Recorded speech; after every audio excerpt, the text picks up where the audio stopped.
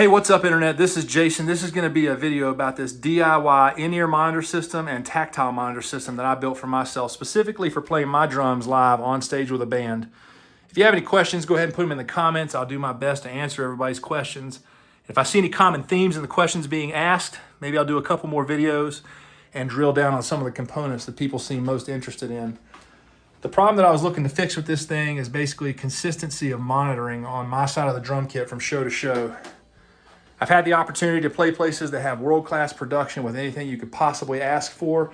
And then the next night, I'm playing a place that has what I like to affectionately call good luck production, that I can barely hear myself or the band. This thing seeks to level the playing field between those two types of scenarios, and so far, it's done a pretty good job.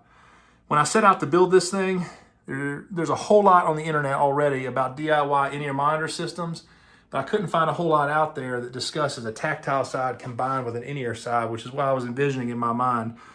So I set off on my own, and this is what I came up with. Everything that I'm hearing comes through this mini mixing board. I've got a channel for the stage mix, if you're lucky enough to be able to get that from the sound person. I've got an empty channel for adding things later, a channel for the bass guitar, the kick drum, another empty channel, and the Yamaha EAD10, which is this device right here, and we'll get into that in just a second. When I'm home practicing, if I want to pipe in some music to play along with, I can do that right there. All of that gets mixed together, and I monitor it through the headphone jack on the mixing board. Sends the music, the sound, to my Vic headphones when I'm playing at home. And when I'm playing live, I use this pair of in-ear monitor buds. The next part of the system is this, the Yamaha EAD10. I'm not going to go over everything this thing is capable of. That's not the purpose of the video. But I encourage you to do some research on it. It's a pretty incredible product, and it does more than I'll probably ever use it for. But for my purposes, it all starts right here with this one microphone. In this are two condenser mics and a trigger for the kick drum, and it is capable of picking up the sound of my entire drum kit. And it does a surprisingly good job of not picking up all the other stage noise and volume. So I get a really clear picture of what's going on with my drum kit out of this one microphone. It sends the signal to the Yamaha EAD10. I can add in things like compression, reverb, etc. After all that's done in here, it goes to this channel and of course gets piped to my headphones. This kick drum channel right here is not necessary, but it's something nice to have. A problem, if you will, with the Yamaha EAD10 is that the kick drum sound is kind of clicky because it is a trigger that's picking up that sound off of your kick drum. If you have the ability to mix in an acoustic kick drum mic and sound, you can kind of round off some of the edges that the Yamaha EAD10 kick drum sound has. Again, it's not necessary, but it's something nice if you're picky about sound and you have the production capabilities and the time, etc., to set it up. So that's the sound side, the in-ear side of things. On the tactile side of things, it all starts with this Roland kick drum trigger. Every time I hit my kick drum, that trigger is activated. It sends a signal to this, the Roland TM-2, which then sends a signal to this, the ButtKicker amp.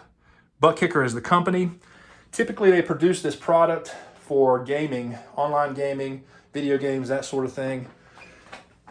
Gamers will attach this product here to their gaming chair, and every time a low-end signal or sound is produced in their gaming environment, it'll shake the seat that they use for gaming, which greatly enhances their experience while playing their game.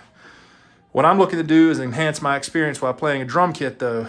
So if you've ever played on, say, a concrete surface or in a room that is relatively small, that doesn't give a whole lot back in the way of reverb, you know that your kit starts to feel kind of flat. And you also know that if you ever have the opportunity to play on a wooden stage or on a drum riser that'll capture sound, and you have a wedge that can produce an incredible amount of low end, you know that your experience playing your drum kit is much different and greatly enhanced with that second scenario.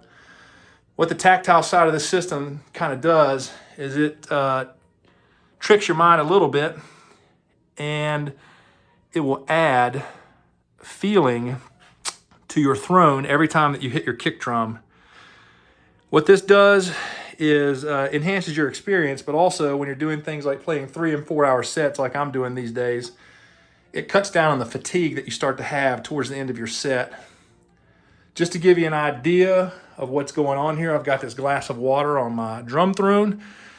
The trigger is typically activated by me hitting my kick drum, but I can also do it with this button over here. So maybe it'll come across, and this will give you an idea of what I'm feeling every time I hit my kick drum.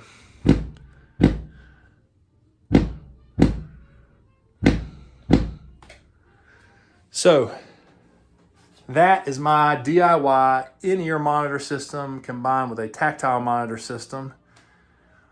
If you have any questions, put them in the comments. I'll answer everything that I can. Until then, everybody have a great time, keep playing, and we'll catch up with you later. See ya.